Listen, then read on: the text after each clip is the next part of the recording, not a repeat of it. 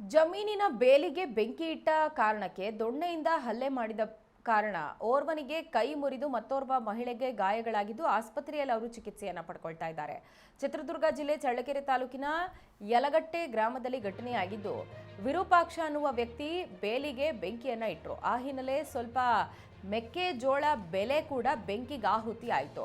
ಬೇಲಿಗೆ ಬೆಂಕಿ ಇಟ್ಟಿದ್ದನ್ನು ಪ್ರಶ್ನೆ ಮಾಡಿದ್ದಕ್ಕೆ ವಿರೂಪಾಕ್ಷ, ಲಕ್ಷ್ಮೀದೇವಿ, ಚಂದ್ರಣ್ಣ, ಸುದೀಪ್, ಉಮೇಶ ಅನ್ನುವಂಥವರು ಗುಂಪು ಕಟ್ಕೊಂಡು ಬಂದು ಕೈಯಲ್ಲಿದ್ದ ದೊಣ್ಣೆ ಹಾಗೆ ಕಲ್ಲುಗಳಿಂದ ಚನ್ನವೀರ್ ಹಾಗೆ ನೇತ್ರಾವತಿ ಅವರ ಮೇಲೆ ಹಲ್ಲೆ ಮಾಡಿದ್ದಾರೆ.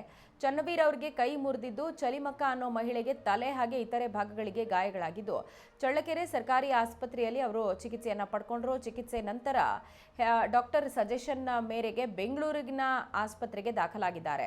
ಈ ಗಲಾಟೆ ವಿಚಾರ ಕುರಿತಂತೆ ಚಳ್ಳಕೆರೆ ಪೊಲೀಸ್ ಠಾಣೆಯಲ್ಲಿ ಪ್ರಕರಣ ದಾಖಲಾಗಿದ್ದು, ಹಲ್ಲೆ ಮಾಡಿಸಿದ ವಿರೂಪಾಕ್ಷ ಕೂಡ ರಿಟರ್ನ್ ಕಂಪ್ಲೇಂಟ್ ಅನ್ನ ಕೊಟ್ಟಿದ್ದಾರೆ.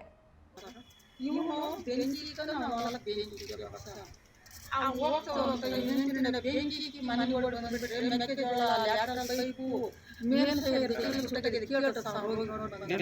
ಎಲ್ಲ ಸುಟ್ಟೋಗ್ಬಿಟ್ಟೈತೆ. ಇವರು ನೀರಿಲ್ಲ ಆರಿಸಾಗಿದೆ. ಮೆಕ್ಕೆಜೋಳ ಕಿತ್ಕೊಂಡು ಹೊಡೆದು ಆರಿಸ್ಕೊಂಡ ಮೇಲೆ ಏನಂತ ಹೊಲ ಸುಟ್ಟ ಮೇಲೆ ಹೊಟ್ಟೆ ಉರಿದಾಗಿರುತ್ತೆ ರಸ.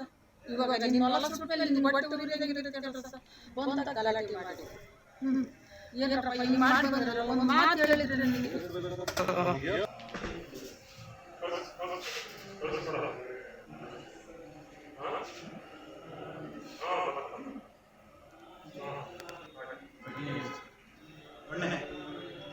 ಏನೇನು ಬೆಟ್ಟಾಗಿದೆಯಾ?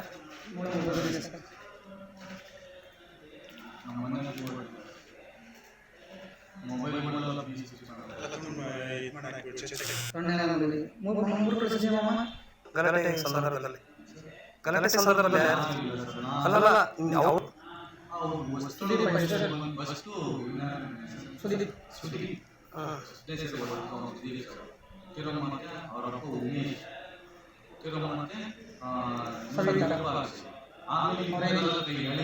ಆಮೇಲೆ